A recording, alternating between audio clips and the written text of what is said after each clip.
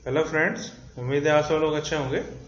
तो आज हम लोग कंप्यूटर एडेड मैन्युफैक्चरिंग में automatic tool changer and adaptive control के बारे में थोड़ा डिस्कस करेंगे। तो सबसे पहले इसमें ऑटोमेटिक टूल चेंजर के बारे में डिस्कस करेंगे। तो बेसिकली एक automatic tool changer is used in CNC machines to improve the production and tool carrying capacity of the machine. ठीक है, तो बेसिकली जो ऑटोमेटिक टूल चेंजर है वो सीएनसी मशीन्स में यूज होते हैं। ठीक, और ये किस लिए यूज होते हैं? Improve for the improvement of tool carrying capacity and production of the machine. Okay, so basically कुछ ये ऑटोमेटिक टूल चेंजर कुछ इस तरह से दिखता है। इसके पीछे मैकेनिज्म होती है।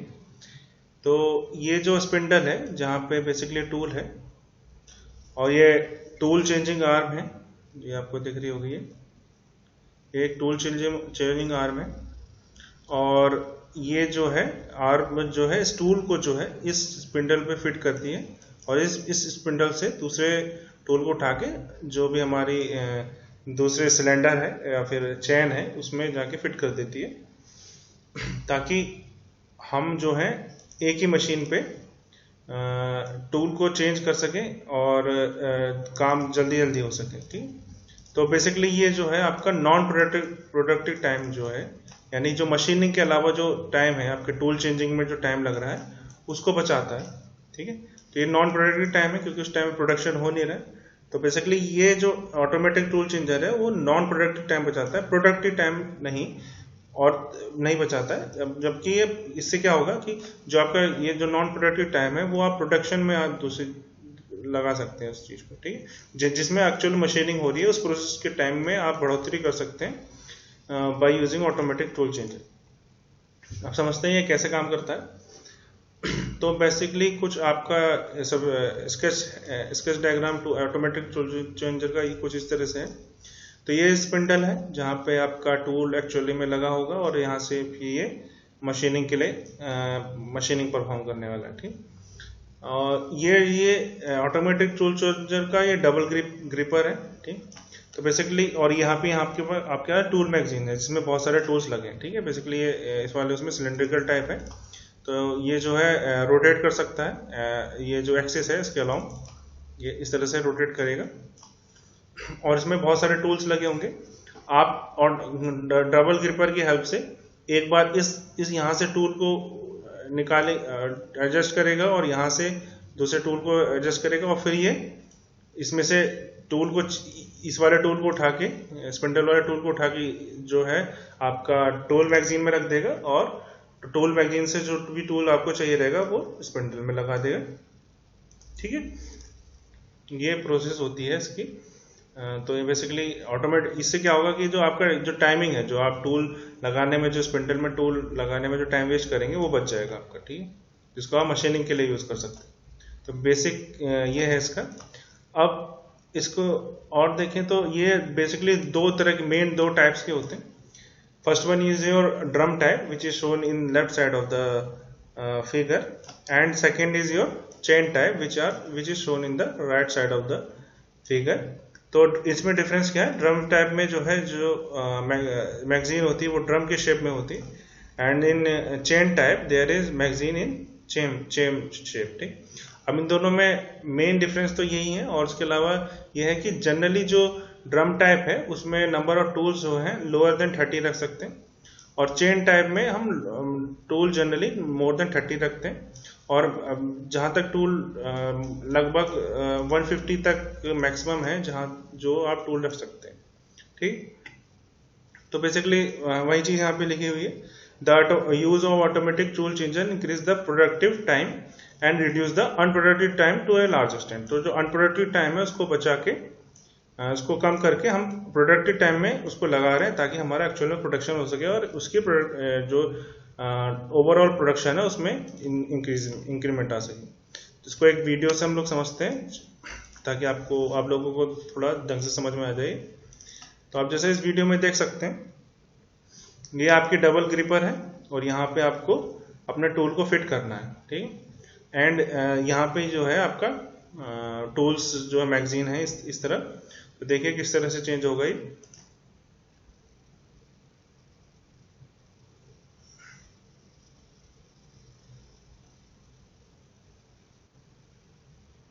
Here you can see the gripper has changed the tools and ये जो है ग्रिपर ने क्या करा, यहाँ से ये स्पिंडल से टूल उठा के एक्सचेंज कर दिया। फिर से देखेंगे ये जो है कुछ इस तरह से, और ये मैगजीन से टूल निकाल के ये टूल एक्सचेंज हो गए।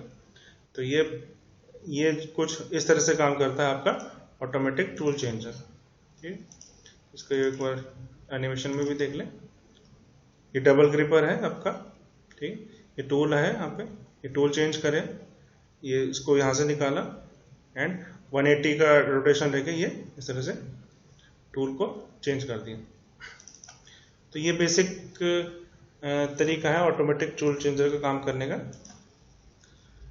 इससे हम लोग फिर से एक चीज है कि प्रोडक्टिव टाइम को इंक्रीज करते हैं और नॉन प्रोडक्टिव टाइम को डिक्रीज करने की कम कोशिश करते हैं जितना हो सके। Next is our very important topic, which is your adaptive control. So basically adaptive control is a system that measures certain output variables and uses these to control spindle speed and feed rate so as to improve the certain performance measures. देखिए ये adaptive control system जो है, सबसे पहली चीज certain output processes को measure करता है। ठीक है, और उसके अकॉर्डिंग आपके कुछ कंट्रोल वेरिएबल्स हैं जिनको कंट्रोल करता है, जैसे स्पीड और फीड रेट। ठीक, ये आउटपुट के अकॉर्डिंग स्पीड और फीड रेट को चेंज करने की कोशिश करता है एडेप्टिव कंट्रोल। ठीक, एडेप्टिव से आपको नाम से पता चल रहा होगा, एडेप्ट करने की कोशिश कर रहे हैं। मैं आगे जाने से पहले आपको एक चीज बता दूं कि एडेप्टिव कंट्रोल जो सिस्टम है वो बेसिकली आपके प्रोडक्टिव टाइम जो है उसको डिक्रीज करने का काम कर रहा है। ठीक है, कि मतलब आपका प्रोडक्शन तेजी से हो जाए ताकि प्रोडक्टिविटी बढ़ पाए।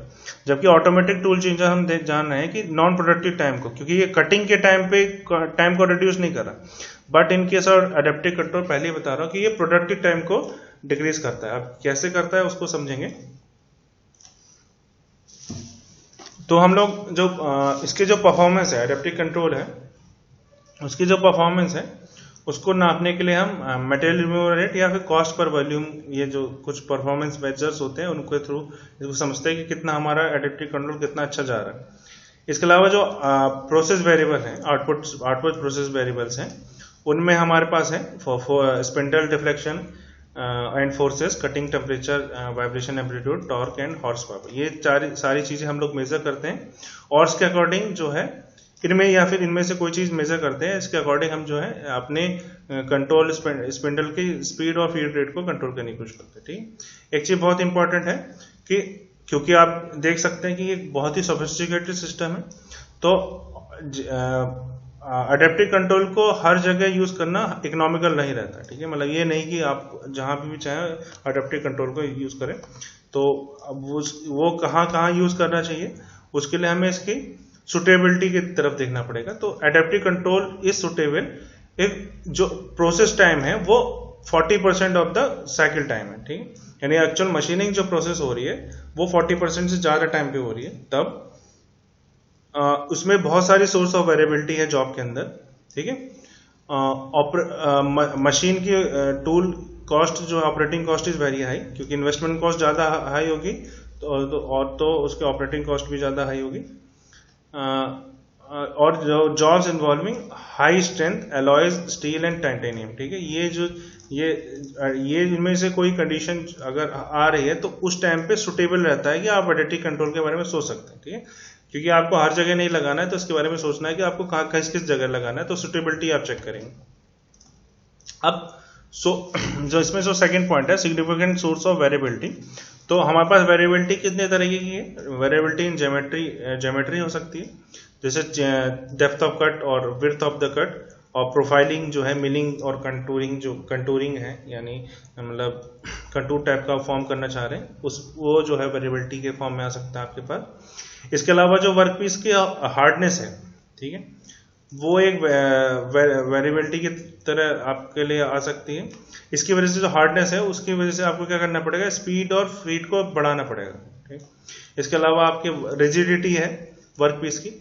अब क्या है कि अगर सपोज करिए आपके पास आपने बहुत ये कोई वर्क पीस है जिस पे आप मशीनिंग करना चाह रहे हैं और ये बहुत अच्छी तरह से रिजिडली जो है अटैच नहीं है, यानी मतलब ये हिल डुल रहा है थोड़ा, तो आपको जो टूल की स्पीड है उसको स्लो करना पड़ेगा, यानी फीड रेट जो है उसका अल्टीमेटली स्लो करना पड़ेगा। ठीक है, तो ये जो अडेप्टिबिलिटी है वो अपने आप ही जो है अडेप्टिव कंट्रोल अपने आप ही समझ के उसको यूज कर लेगा। ठीक, इसके अलावा टूल वियर है, क्योंकि जैसे जैसे हमें पता है कि जैसे जैसे टूल जो है वेयर आउट होता रहता है धीरे धीरे, क्योंकि मशीनिंग जब टूल करेगा तो वो धीरे धीरे क्या होगा, वो धीरे धीरे डल होने लग जाता है, यानी मतलब वो खराब होने लग जाता है, वियरिंग होने लग जाती है उसके अंदर।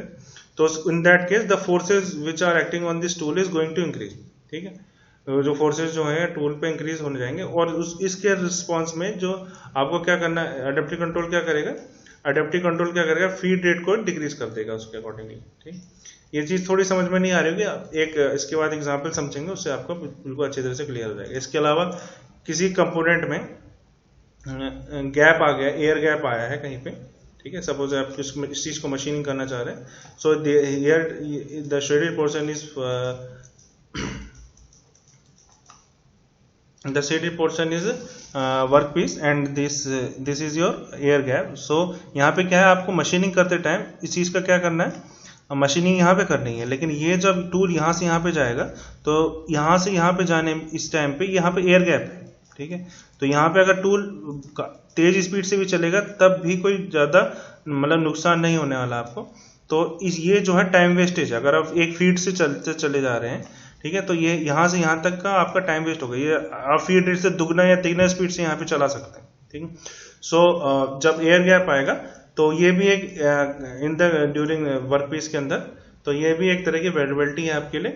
ठीक है, जिसको आप यूज कर सकते हैं और अपने टूल को स्पीड को बढ़ा सकते हैं। ठीक, तो बेसिकली ये एडवांस फॉर्म में आपका अडेप्टिव कंट्रोल एक तरह से समझ सकते हैं, एडवांस फॉर्म में आपका फीडबैक डिवाइसेस का यूज करके। तो इसमें बहुत सारे सेंसर्स एंड सोफिस्टिकेटेड सिस्टम्स लगते हैं, that's why it is not economical also. तो अब इसमें टाइप्स ऑफ एडेप्टिव कंट्रोल हैं हमारे पास, देयर आर 2 टाइप्स ऑफ, ये अप्रोचेस हैं। ठीक है, जब मैं टाइप्स की बात कर रहा हूं तो there are 2 approaches of thinking about adaptive control. First one is your adaptive control optimization and second one is your adaptive control constraint। ठीक है, हम दोनों में डिफरेंस समझते हैं। तो adaptive control optimization जो है कि एक तरह के पैरामीटर बेस होता है। ठीक है, तो जैसे ये एक पैरामीटर है material removal rate divided by tool wear rate. ठीक है, लेकिन ये जो पैरामीटर है मटेरियल रिमूवल रेट, हम आप ऑफ कोर्स हर उसको जो मटेरियल रिमूवल रेट है उसको इंक्रीज करना चाहेंगे और टूल वियर रेट को डिक्रीज करना चाहेंगे, ये चीज तो समझ में आती। बट ड्यू टू क्या है कि हमें एडेप्टिव कंट्रोल चाहिए आपके ऑनलाइन, या ऑनलाइन से मेरा मतलब है जब आपकी मशीनिंग चल रही हो। ठीक है, आपको कंटिन्यूसली उस चीज को देखना पड़ेगा जब आपकी मशीनिंग हो रही हो कि आप एडेप्टिव कंट्रोल को यूज कर पाए। लेकिन टूल वेयर रेट को नापना जो है अभी तक जो है इतने अच्छे सेंसर्स नहीं है हमारे पास कि टूल वेयर रेट को बहुत अच्छी तरह से नाप पाए ड्यूरिंग द प्रोसेस। मतलब जब जिस टाइम पे कटिंग हो रही है उस टाइम पे टूल वेयर कितना हो गया, इस चीज को नाप पाना काफी टफ है। और मतलब प्रैक्टिकली ये जो है लगभग अभी तक तो इतने बड़े सेंसर्स नहीं आए कि परफेक्टली इसको बता सके। दैट्स वाई ये जो एडेप्टिव कंट्रोल ऑप्टिमाइजेशन बेस्ड जो एडेप्टिव कंट्रोल है that is not practically possible till now. जैसे जैसे सेंसर्स और ये सारी चीजें जो कि टूल वेयर रेट को अच्छी तरह से पता कर पाए वो डेवलप होंगे, देन एडेप्टिव कंट्रोल जो है going to tilt toward your adaptive control optimisation. अब अभी हम लोग एडेप्टिव कंट्रोल कंस्ट्रेंट्स के उस पर देखते हैं। तो ये इंपोज करता है certain constraints on the process variable and manipulate speed and feed rate. ठीक है, प्रोसेस वेरिएबल्स जो हैं उसके कंस्ट्रेंट डिफाइन करते हैं कि इतना हो तब ठीक है, नहीं तो फीड और स्पीड रेट को चेंज कर सकते हैं। जैसे हमारे केस में कटर डिफ्लेक्शन और फोर्स को हम लोग देख रहे हैं। तो ये कुछ डायग्राम है जिससे आपको अच्छी तरह से समझ में आ जाएगा क्या क्या है ये। तो सपोज करिए ये आपके पास एक वर्क पीस है, ठीक है, ये वर्क पीस आपको दिख रहा होगा, इसमें ये कटिंग टूल है, ठीक है। तो इसमें फोर्स, ये जो वर्क पीस है जब इसकी मशीनिंग हो रही है, then it is going to exert some forces on this tool, ठीक है। इसको हमने सेंस करा, ठीक है, मेजरमेंट ऑफ कटिंग फोर्सेस, कितना इसमें कटिंग फोर्सेस लग रहा है, उसके अकॉर्डिंग हमने ये डिसाइड करा कि हमारे पास यहाँ पे एयर गैप है कि नहीं है, ठीक है। जैसे ही सपोज करिए इस वाली कंडीशन में यहाँ पे एयर गैप नहीं है, लेकिन जब टूल चल के इस पोजीशन पे आएगा then there is air gap, ठीक है। तो इस पोजीशन पे एयर गैप है आपके पास, तो जब एयर गैप है तो हम लोग क्या कर सकते हैं, अपनी जो फीड रेट है उसको इंक्रीज कर सकते हैं, ट्रिपल टाइम्स कर सकते हैं, डबल टाइम्स कर सकते हैं, ठीक। या फिर अगर यहाँ पे या तो अगर एयर गैप नहीं है, no air gap is there, then आपको मेंटेन करनी पड़ेगी जो आपकी सेट वैल्यू, जिस फीड रेट्स के अकॉर्डिंग आप चलना चाह रहे हैं, ठीक है। और फिर ये क्या करेगा, ये कंट्रोलर जो है इसको फीड रेट कंट्रोल को वो आदेश करेगा कि नहीं, इसका फीड रेट कितना रहना चाहिए according to your air gap है कि नहीं, ठीक है। और एयर गैप आपने कैसे नापा, depending upon the output variable, ठीक है, जो फोर्स ऑन द कटर है, वही चीज है। जो output variables are these one, जिनको आप नाप सकते हैं, जिनके थ्रू आप कंट्रोल पता कर सकते हैं कि आपको स्पीड और फीड रेट को कंट्रोल कैसे करना है, ठीक। अब ये देखिए, इसमें जो benefits of using adaptive controller, increase production rate, क्योंकि इंक्रीज प्रोडक्शन रेट क्यों होगा, क्योंकि जिस टाइम पे सपोज इस वाले एग्जांपल में जो टूल है वो एयर गैप पे जिस टाइम पे जा रहा है, then it is going to increase is feed rate. तो यहाँ पे जो टाइम जो वेस्ट हो रहा था आपको एयर गैप को पास करने के लिए, it is not going to waste, ठीक है, it is minimize, is going to minimize. इसकी वजह से क्या, ओवरऑल प्रोडक्शन रेट जो है आपका इंक्रीज करेगा। इसके अलावा इंक्रीज टूल लाइफ, क्योंकि फीड रेट जो है डिपेंड कर रहा है फोर्सेस पे, और जैसे जैसे, और ये ध्यान रखेगा कि जब इस पे सपोज करिए, ये तो एक होमोजेनियस मटेरियल की बात हुई, अगर यहाँ पे ये कुछ मटेरियल इस तरह का होता है कि कोई पोर्शन जो है काफी हार्ड है comparison to your other one, suppose करिए ये वाला पोर्शन हार्ड है और इस वाले पोर्शन के है, तो यहाँ पे जो फोर्सेस ज्यादा आएंगे तो उसके अकॉर्डिंग ये एडजस्ट करेगा अपना फीड रेट, ठीक है। और यहाँ पे जो सॉफ्टवेयर मटेरियल है इस वाले पोर्शन में, तो ये जो है उसके अकॉर्डिंगली फीड रेट एडजस्ट करेगा। तो जो इसकी वजह से क्या है कि जो टूल पे जो लोड आ रहा था, जिसकी वजह से वो वेयर आउट होने के ज्यादा चांसेस थे, it is going to reduce, ठीक है। तो ये क्या करेगा, टूल ड्राइव को इंक्रीज कर सकता है, ग्रेटर पार्ट प्रोडक्शन है, ठीक है। वही चीज है कि प्रोडक्शन जो है पार्ट आप ज्यादा बना पाएंगे, ठीक है।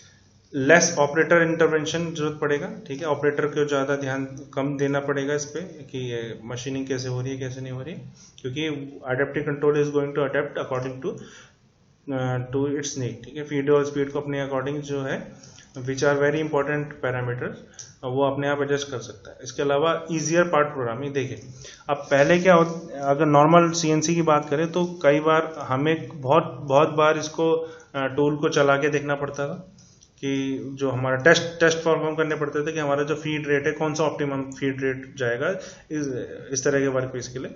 But after if you are using adaptive control, तो वो क्योंकि वो according to these forces on the cutter और according to output variables, it is going to adjust is feed and speed, ठीक है। तो उसकी वजह से आपको जो प्रोग्रामर है उसके लिए काफी इजी हो जाएगा, उसको डिसाइड करना इजी हो जाएगा, क्योंकि उसको अब इस चीज की टेंशन नहीं लेनी पड़ेगी फीड और स्पीड कैसी है। तो पार्ट प्रोग्रामर के हिसाब से ये काफी इजी पड़ेगा कि वो पार्ट प्रोग्रामिंग किस तरह से कर रहा है, ठीक। तो वही चीज है कि आउटपुट वेरिएबल को डिसाइड करना है, और output variable, these are the output variable, और ये किस चीज पे डिपेंड करेंगे, यहाँ जैसे बताया कि एयर गैप है कि नहीं है, ठीक है। ये वेरिएबिलिटी कितने तरीके की उस चीज पे डिपेंड करेगा, ठीक।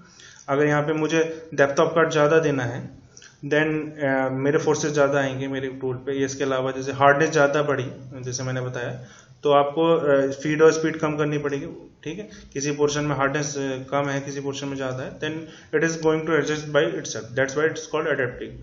इसके अलावा रिजिडिटी के बारे में बताया मैंने, और टूल वेयर के बारे में बताया। तो ये कुछ चीजें हैं जिसके थ्रू आप जो है एडेप्टिव कंट्रोल को यूज कर सकते हैं। It is one step for more than your feedback, ठीक है, क्योंकि इसमें कंट्रोल भी अपने आप ही हो रहा है, ठीक। So I think today we are going to end this lecture. These are the some of the references which I used to make this presentation, and thank you.